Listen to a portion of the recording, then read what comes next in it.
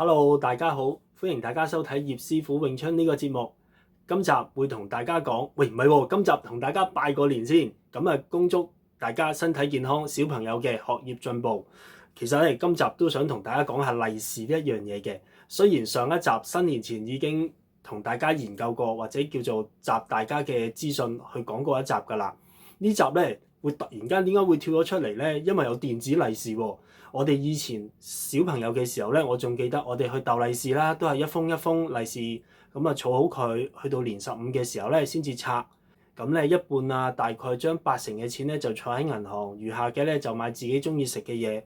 但係而家又好唔同啦，因為除咗實體嘅利是之外咧，佢仲會有電子利是嘅喎。啲小朋友佢哋只需要攞個電話出嚟拍一拍，佢哋就會收到利是錢啦。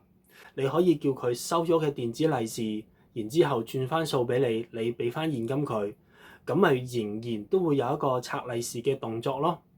拆利是嘅動作也好，電子利是都好，緊記要幫佢做好一個總結，然之後就要用最有型嘅儲錢方法，理財532呢個規劃，記得自己自製一啲利息俾佢。到今年可能會辛苦啲，到下一年你話俾佢聽，呢啲就係你嘅利息啦，咁你咪永遠都可以教個小朋友，永遠使利息，唔好使個本金。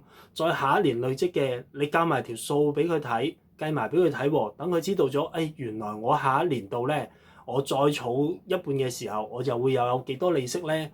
呢一個習慣你養成3年、4年，即係3次至4次左右啦。其實小朋友會學到之後係終身受用，呢個係好緊要㗎。未必人人都識，不過而家開始嘅話咧，你嘅小朋友都會學得識嘅。咁喺到最後，恭祝大家新一年身體健康，學業進步。